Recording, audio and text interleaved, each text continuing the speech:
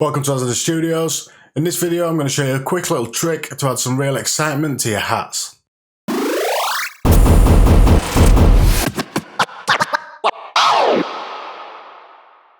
Okay, so this is a new tune I've been working on. I'm not really sure what genre I'd call it.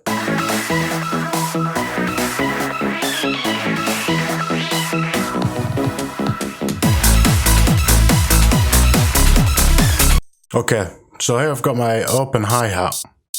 And what I do is layer a tambourine. So both of them together.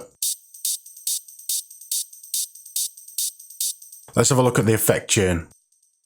So I've cut the lows from the tambourine, as we only want these sick high frequencies. Then I've added an API compressor. The settings aren't important, they're going to be different for most samples, but if you want to copy them, go ahead. Then I've added a replica for some sick ping-pong delay. This is where you get all the extra width. You don't want to overdo it, we just want to get a nice rhythm going, so I can take the mix down a bit more.